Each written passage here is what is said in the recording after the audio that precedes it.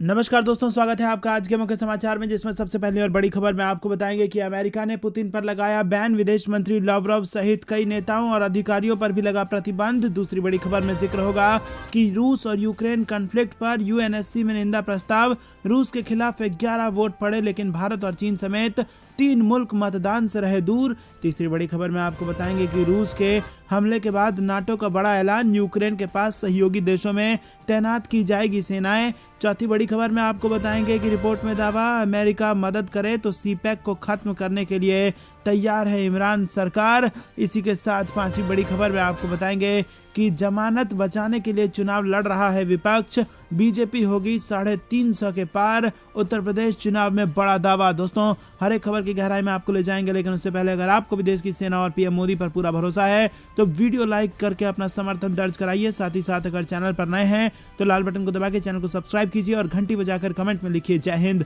दोस्तों, रुक करते हैं सबसे पहली और बड़ी खबर की तरफ। अमेरिका ने पुतिन पर लगाया बैन, विदेश मंत्री लावरोव सहित कई नेताओं और अधिकारियों पर लगा प्रतिबंध। जी हां दोस्तों, अमेरिका ने यूक्रेन पर हमले के लिए जिम्मेदार रूस के राष्ट्रपति व्लादिमीर पुतिन और रूस की सुरक्षा परिषद के 3 सदस्यों पर आर्थिक प्रतिबंध लगा दिया है। रूस के विदेश मंत्री सरगेई लावरोव, रक्षा मंत्री सरगेई शोइगु और प्रथम उप रक्षा मंत्री और रूस की सेना के जनरल स्टाफ के प्रमुख वालेरी गेरासिमोव पर अमेरिकी ट्रेजरी विभाग ने आर्थिक प्रतिबंधों को लगा दिया है। यूएस के ट्रेजरी विभाग ने पहले ही रूस की सुरक्षा परिषद के 11 सदस्यों पर आर्थिक प्रतिबंध लगाया। दोस्तों, रुक करते हैं अगली बड़ी खबर की तरफ। रशिया यूक्रेन कॉन्फ्लिक्ट पर यूएनएससी में निंदा प्रस्ताव, रूस के खिलाफ पड़े 11 वोट, लेकिन भारत और चीन समेत 3 मुल्क रहे मतदान से दूर। जी हां दोस्तों, रूस और यूक्रेन में सैन्य वार पलटवार के बीच संयुक्त राष्ट्र सुरक्षा परिषद में इस मसले पर निंदा प्रस्ताव लाया गया। शुक्रवार को इस प्रस्ताव में रूस के खिलाफ 11 वोट पड़े, जबकि भारत और चीन समेत 3 मुल्क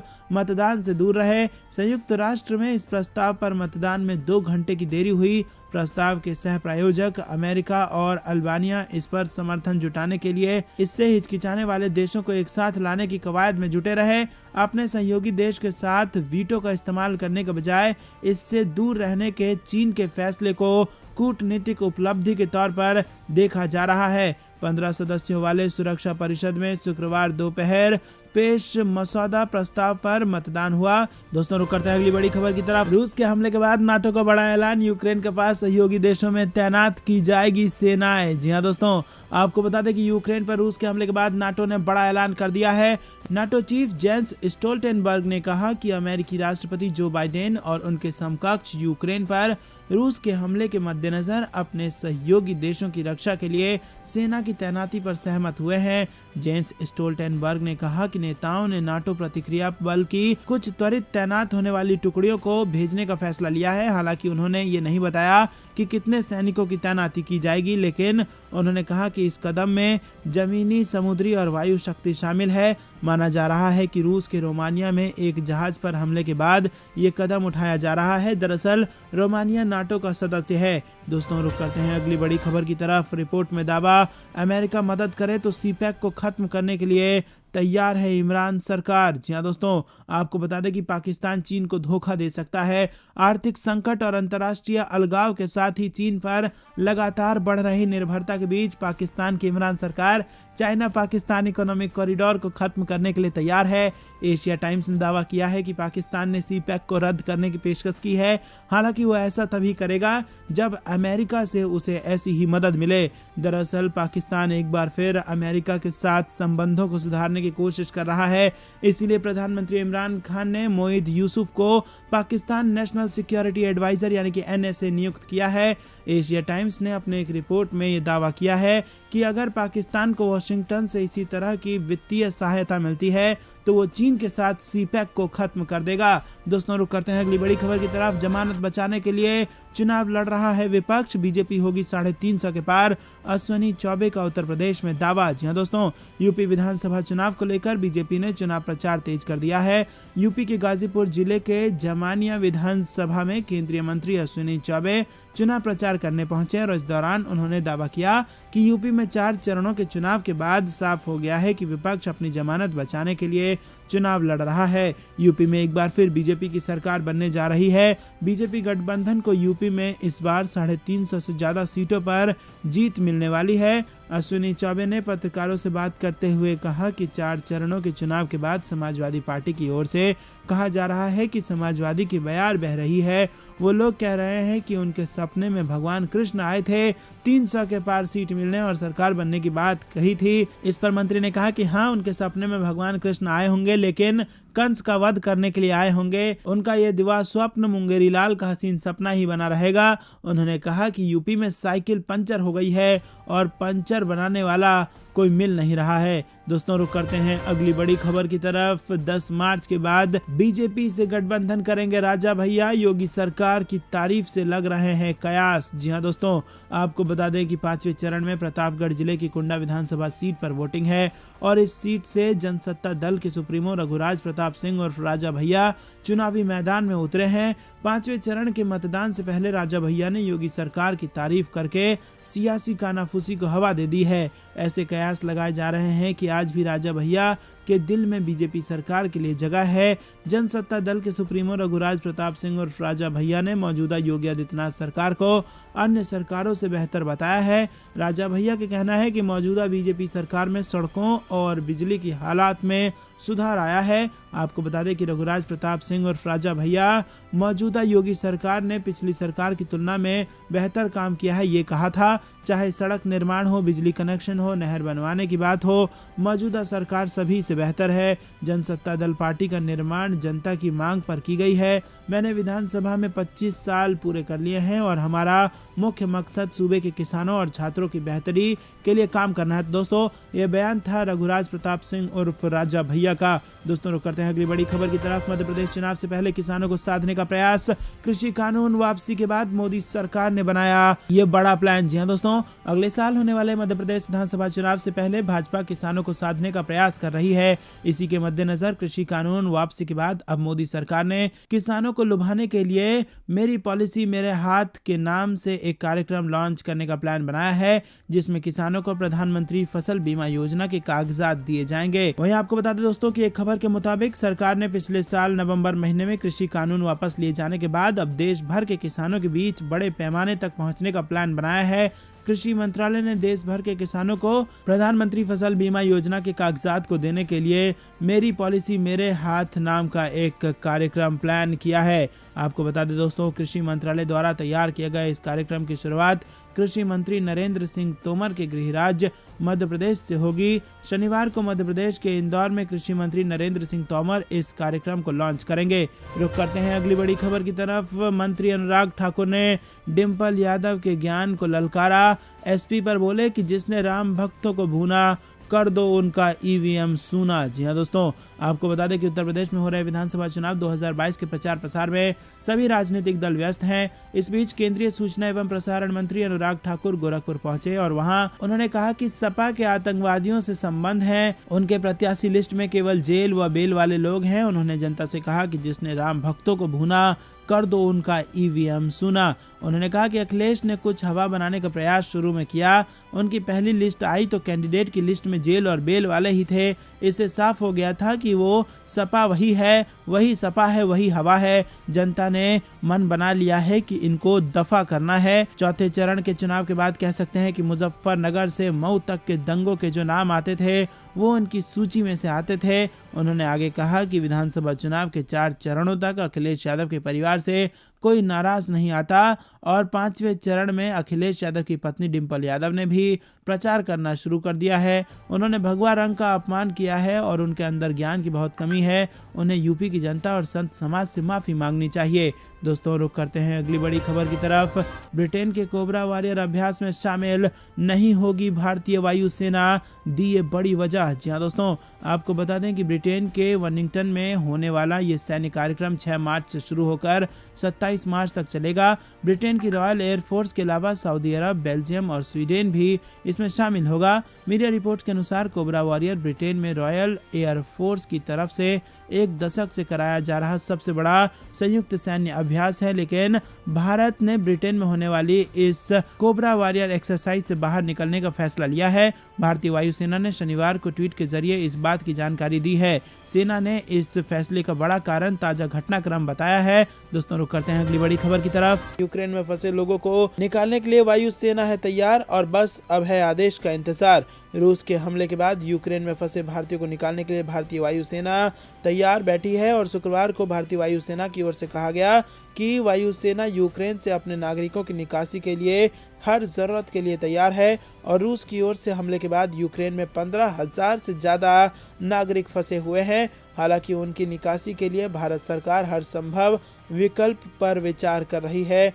और आगे बढ़ रही है। इंडियन एयरफोर्स के प्रवक्ता विंग कमांडर आशीष मोघे ने कहा कि भारतीय वायुसेना यूक्रेन से हमारे नागरिकों की निकासी की किसी भी वक्त आवश्यकता के लिए तैयार है।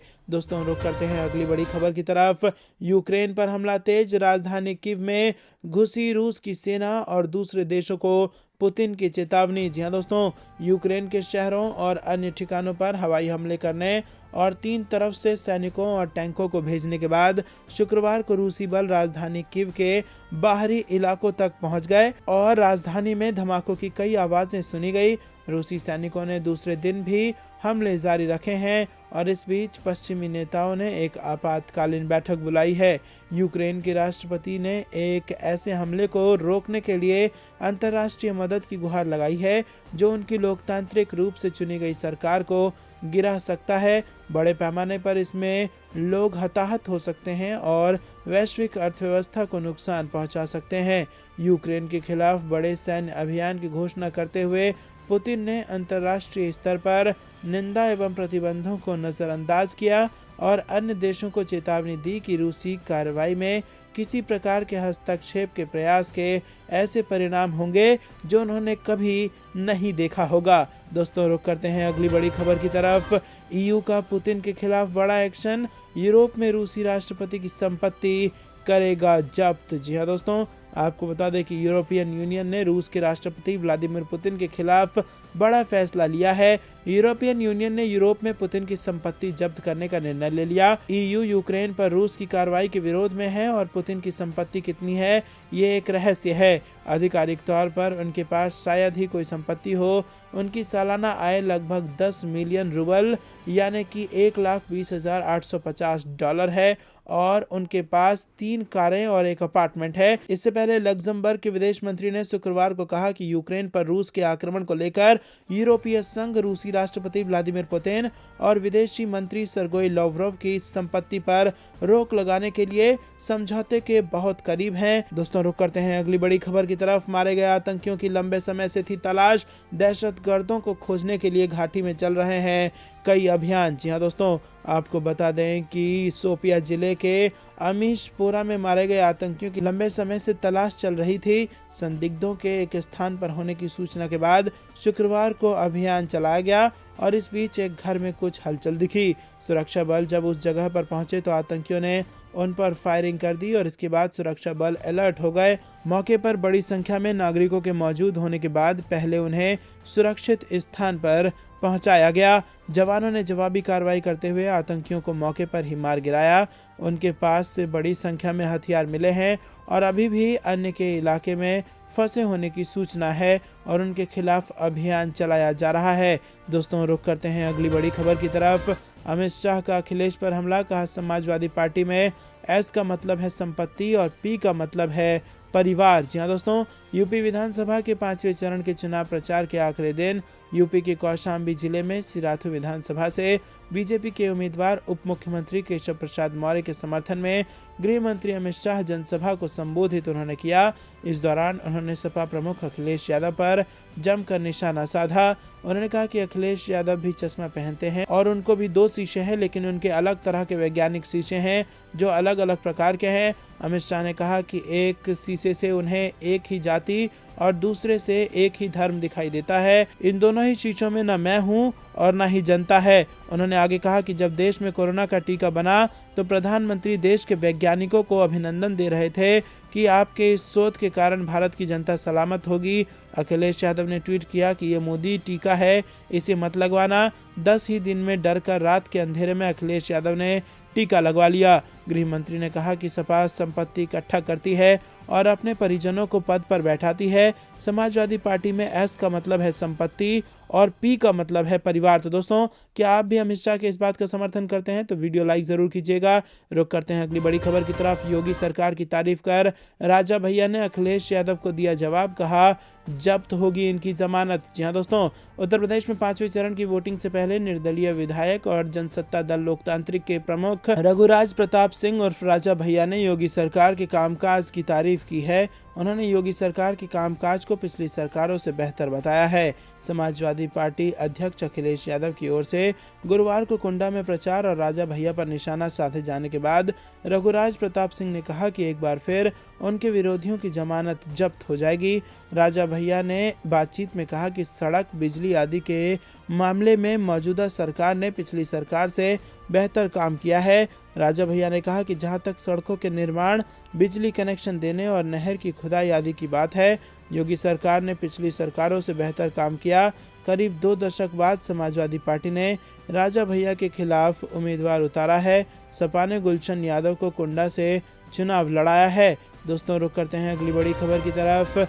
नड्डा का दावा, 4 राज्यों में बनेगी बीजेपी की सरकार, यूपी में 300 प्लस सीटों पर मिलेगी जीत। जी हाँ दोस्तों, आपको बता दें, भारतीय जनता पार्टी के अध्यक्ष जेपी नड्डा ने दावा किया है कि 4 राज्यों में एक बार फिर से उनकी पार्टी सरकार बनाएगी और उनके मुताबिक इस वक्त जिन राज्यों में बीजेपी की सरकार है वहां कोई एंटी इनकम्बेंसी फैक्टर नहीं है। एक न्यूज़ को दिए गए इंटरव्यू में नड्डा का कहना है कि यहां सत्ता के पक्ष में लहर है और आपको बता दें कि उन्होंने दावा किया कि उत्तर प्रदेश में बीजेपी को 300 से ज़्यादा सीटें पर जीत मिलने जा रही है और गोवा और उत्तराखंड में पहले ही चुनाव हो चुके हैं।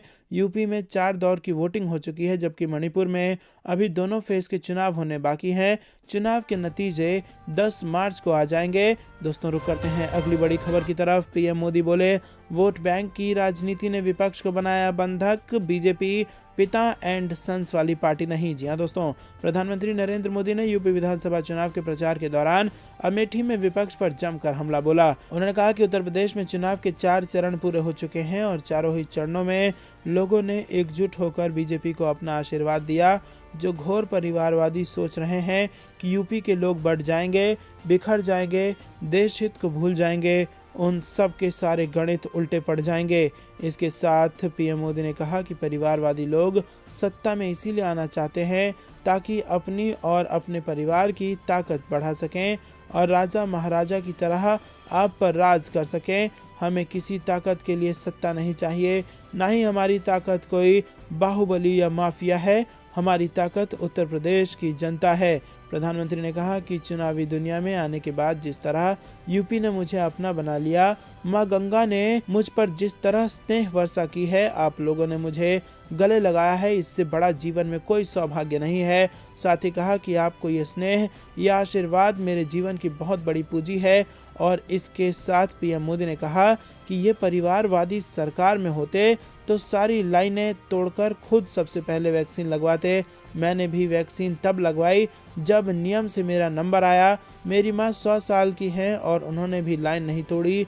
जब उनका नंबर आया तभी मेरी माँ ने भी वैक्सीन लगवाई। दोस्तों, रुक करते हैं अगली बड़ी खबर की तरफ। रूस यूक्रेन संघर्ष के बीच प्रधानमंत्री मोदी की अहम बैठक, गृह मंत्री शाह और एनएसए डोभाल भी उसमें मौजूद। जी हाँ दोस्तों, आपको बता दें कि यूक्रेन में रूस की ओर से युद्ध छेड़े जाने के बाद प्रधानमंत्री नरेंद्र मोदी गुरुवार शाम वित्त मंत्री निर्मला सीतारमण और संबंधित अधिकारियों के साथ अहम बैठक कर रहे हैं। इस बैठक में गृह मंत्री अमित शाह, रक्षा मंत्री राजनाथ सिंह और राष्ट्रीय सुरक्षा सलाहकार अजीत डोभाल भी मौजूद हैं। इस बैठक में रूस यूक्रेन संकट के आर्थिक प्रभाव और कच्चे तेल की बढ़ती कीमतों के असर को कम करने के तरीकों समेत कई अन्य जरूरी पहलुओं पर चर्चा की जा रही है। रूस ने राष्ट्रपति व्लादिमीर पुतिन के आदेश के बाद एक विशेष सैन्य अभियान के तहत गुरुवार को यूक्रेन के कई शहरों में मिसाइल दागी और यूक्रेन के तट पर अपने सैनिकों को उतारा। पूर्वी यूरोपीय देश पर रूस के हमले से बाजारों में हलचल मच गई और इस घटनाक्रम के बीच शेयर मार्केट में जबरदस्त गिरावट देखने को मिली। रुक करते हैं अगली बड़ी खबर की तरफ। रूस के बाद क्या चीन करेगा हमला, ताइवान में घुसे 9 लड़ाकू विमान। जी दोस्तों, एक तरफ रूस ने यूक्रेन पर चढ़ाई कर दी है तो वहीं चीन के तेवर भी आक्रामक दिख रहे हैं। उसके 9 विमानों ने ताइवान के एयर डिफेंस जोन में घुसपैठ की है। ये पहला मौका नहीं है जब चीन ने ऐसा किया है। ताइवान के रक्षा मंत्रालय ने ये जानकारी दी। यूक्रेन पर रूस के हमले वाले दिन ये घटना सामने आई है और ताइवान ने इस बारे में शिकायत की है। इसके पहले पिछले साल नवंबर में चीन के 27 लड़ाकू विमानों ने ताइवान के हवाई क्षेत्र में घुसपैठ की थी। गुस्साए ताइवान ने इसके बाद इन घुसपैठियों को खदेड़ने के लिए अपने लड़ाकू विमानों को भेजा था। ताइवान पर चीन अपने क्षेत्र के रूप में दावा करता है। पिछले 2 सालों में चीनी वायुसेना ने लगातार ऐसे मिशन को अंजाम दिया है और इनकी शिकायत ताइवान करता रहता है। ताइवान के रक्षा मंत्रालय ने कहा कि घुसपैठ के ताजा मामले में 8 चीन के G-16 लड़ाकू और एक Y-8 टोही विमान शामिल थे। इन्होंने दक्षिण चीन सागर के शीर्ष छोर पर ताइवान के नियंत्रण वाले प्रतास द्वीप समूह के उत्तर पूर्व में उड़ान भरी थी।